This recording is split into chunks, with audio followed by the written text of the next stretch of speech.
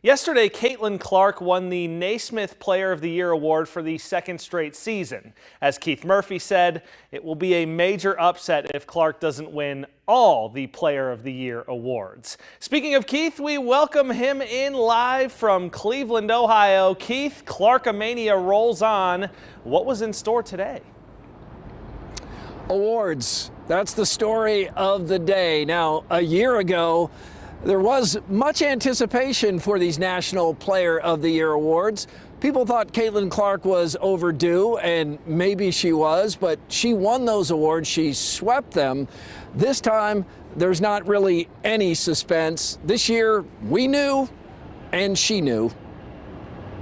On the same list of a lot of great players that I grew up idolizing. I grew up as a young kid watching them and wanting to be like them, and now to be on this stage and be in these moments for women's basketball. It's been one of the most historic seasons for women's basketball, so I'm just very fortunate. I'm very blessed to be able to play for Coach Bluter and have somebody that has believed in me, and our entire coaching staff believed in me.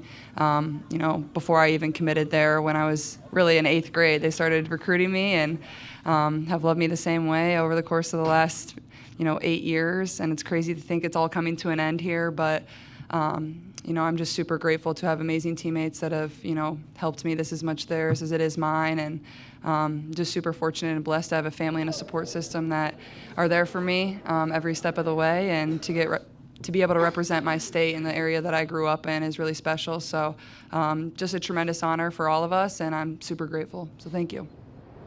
Caitlin Clark has gotten really good with a microphone. And within the hour, the Women's Basketball Coaches Association handed out the Wade Trophy for National Player of the Year. And of course, Clark won that too. She won it last year. The Wade has been around longer than any of the other awards. And within the past half hour, the Honda Award for National Player of the Year, it went to, well, who else? It went to Caitlin Clark. Clark is the only woman or man in the history of NCAA basketball to lead her conference in scoring and assists 4 straight seasons. So here's the list of National Player of the Year awards so far for Caitlin Clark. We're just talking about this year. The Naismith, the AP, the Wade, the Honda, the ESPN.com, the Athletic, and the Sporting News. Whatever's left, Mark, Caitlin Clark is going to win those too.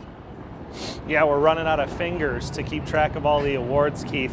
We've spoken about how this is a lot for Caitlin and really for everybody that follows women's basketball, but some of that video you sent back, it looks like she's pretty loose out there on the practice floor. What have you seen from her on-court demeanor?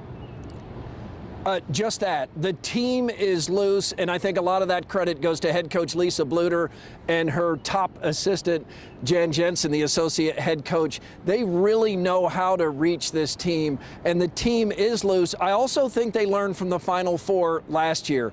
All these awards that Caitlin is winning take a lot of time, and they fill up the calendar with obligations, and of course you want to show up and accept the award. But yesterday at the Naismith, we noticed they got her out of there really fast. Last year she stuck around, did a lot of interviews, her parents talked to people. It was a lengthy process. This year she's picking up the award and going right back to the privacy of the bubble that her teammates and coaches keep her in, and I think that is affecting the entire team's approach. They all said they learned from last year and they're better prepared for what is to happen this year in Cleveland, where right now it feels like 36 degrees.